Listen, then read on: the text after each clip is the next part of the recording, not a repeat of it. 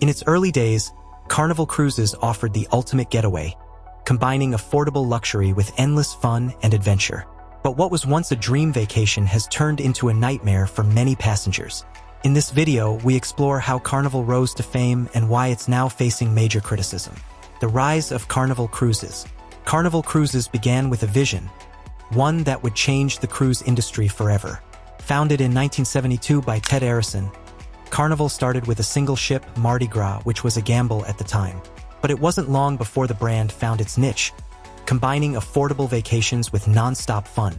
Carnival's bold move was to cater to families and first-time cruisers who didn't want to break the bank but still wanted a memorable vacation. With its fun ship slogan, Carnival made cruising an accessible experience for the masses. The ships were designed to be floating resorts, offering everything from water slides to casinos, fine dining, and Broadway-style shows, proving to be a game-changer. At the time, most cruises catered to older, more affluent customers, but Carnival's appeal was fresh, fun, and affordable, resonating with young families and adventure-seeking vacationers. By the late 1980s and early 1990s, Carnival had become the largest cruise line in the world. With new ships added to the fleet and a focus on delivering high-quality, value-for-money vacations, Carnival was at the forefront of the industry. Their affordable pricing, combined with themed entertainment, and made Carnival the go-to option for people looking to have a blast at sea. For many, a Carnival cruise represented the ultimate vacation experience. It was carefree, exciting, and an escape from everyday life. But as the company expanded, its challenges started to grow. The beginning of the decline. As Carnival's ships became bigger, the crowds grew larger, and with larger crowds came growing pains. What once felt like a personal, fun-filled experience now started to feel overcrowded. Ships became packed with passengers, making it increasingly difficult to enjoy the amenities that Carnival had once prided itself on. Long lines at buffets, cramped pools, and crowded lounges became the norm, replacing the relaxed and carefree atmosphere that had made Carnival so appealing in its early days. By the early 2000s, the quality of the Carnival experience began to suffer. The company had become so successful that it expanded rapidly, but at times, this growth came at the expense of the guest experience. Ships were getting bigger and more luxurious, but the service was not keeping up with the increased demand. The same staff that once provided attentive and personalized care was now stretched thin across larger ships with more passengers to serve. As a result, the days of enjoying seamless service and spontaneous fun were slipping away. Passengers who once loved the Carnival experience now found themselves waiting in long lines for meals, struggling to find space at pools, and feeling the strain of overcrowded conditions. What had once been a symbol of affordable luxury at sea was slowly transforming into a less enjoyable, more frustrating experience for many. The disaster, Carnival Triumph. The tipping point for many cruises occurred in 2013 with the infamous Carnival Triumph incident. After a fire broke out in the engine room, the ship was left stranded in the Gulf of Mexico without power, and passengers endured days of unbearable conditions. No air conditioning, limited food, and a lack of communication from the crew. Passengers were forced to endure the nightmare of being stuck on a ship without any way out. What should have been a dream vacation turned into a humiliating disaster for Carnival, and it quickly became the stuff of nightmares. In the aftermath, media reports flooded in from passengers, detailing the appalling conditions they faced. Stories of overflowing toilets, spoiled food, and general chaos painted a grim picture of the Carnival experience, with passengers forced to sleep in hallways, unable to escape the stifling heat as sanitation problems worsened. The situation spiraled out of control, with many passengers fearing for their health and safety. Social media erupted with complaints, and photos from the ship showed the dire conditions, spreading like wildfire. Passengers shared horror stories of their unbearable ordeal, with some even describing physical ailments caused by the conditions. Carnival's promises of swift action fell short, leaving many questioning the company's competence. What was meant to be an enjoyable cruise became a nightmare, and the damage to Carnival's reputation only deepened as the company struggled to manage the fallout. The public outcry from these incidents further solidified Carnival's struggle to maintain its image as a fun and reliable cruise line. The incident tarnished the brand's image permanently, and many loyal customers began to second-guess their trust in Carnival. while competitors seized the opportunity to market themselves as safer and more reliable options. The fallout and the damage to the brand. The Carnival Triumph incident didn't just affect the passengers on that cruise. It reverberated throughout the entire brand. Passengers started to reconsider their loyalty to Carnival, and the company's reputation took a massive hit. While Carnival tried to rebuild, offering passengers compensation and making promises of improvements, the damage had been done. Many loyal customers felt betrayed, and the negative press only compounded the problem.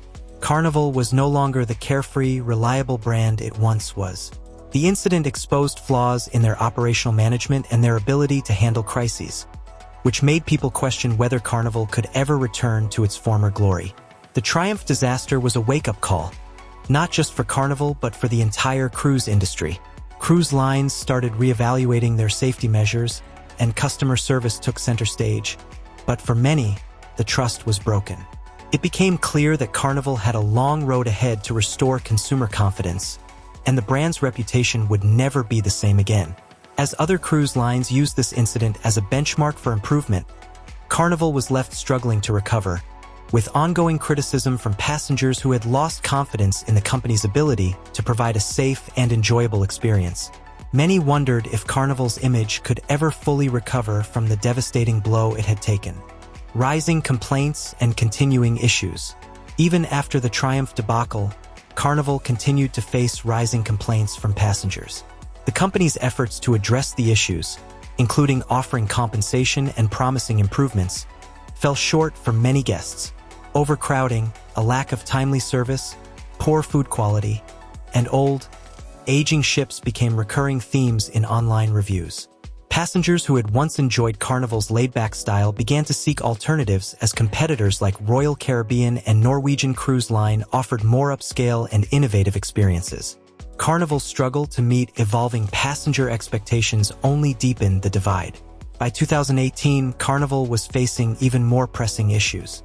Complaints about the quality of their ships, maintenance, and overall experience became increasingly frequent. A brand that once prided itself on offering fun, high-quality vacations now seemed like a shadow of its former self. Despite launching new ships and marketing campaigns to revive its image, Carnival found itself constantly playing catch-up. Its competitors had successfully embraced luxury, technological innovations, and impeccable service, leaving Carnival to fight for relevance in an increasingly competitive market. The brand, once synonymous with affordable adventure at sea, was now battling a tarnished reputation. While passengers continued to book cruises, the damage to Carnival's image was undeniable, and it became clear that the road to recovery would be long and uncertain. The modern struggle, a brand in crisis. As we enter the 2020s, Carnival's struggles continue. The COVID-19 pandemic, of course, played a significant role in the cruise industry's decline, with widespread cancellations, health scares, and uncertainty impacting the entire sector. The cruise industry was one of the hardest-hit industries globally, and Carnival was no exception. The pandemic led to suspensions of sailings, mounting financial losses, and a tarnished public image as safety protocols became a major concern. However, Carnival was already facing issues long before the pandemic struck.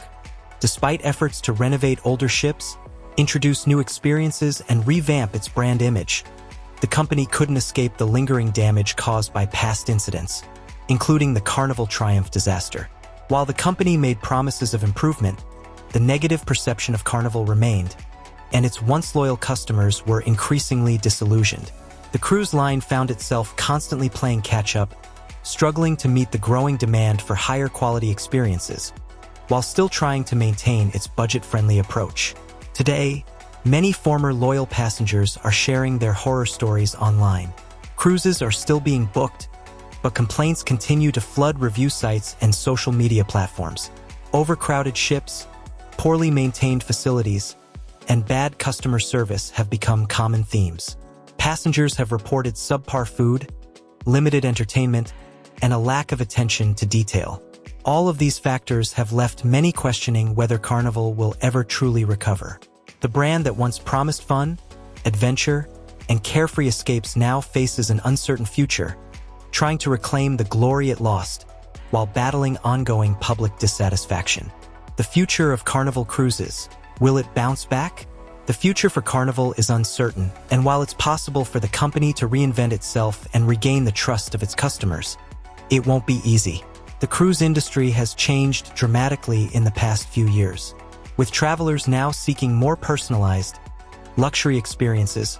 Carnival must adapt quickly to meet these rising demands. While the brand's affordability was once its key selling point, many passengers now expect more than just budget-friendly cruises. Luxury cruise lines have continued to raise the bar, offering exquisite dining, state-of-the-art amenities, and high-end service. To stay competitive, Carnival will need to do more than merely compete on price. It must rethink its approach to customer service, operational efficiency, and onboard experiences. This means focusing on the details that matter to travelers, whether it's faster service, more diverse entertainment options, or improved facilities.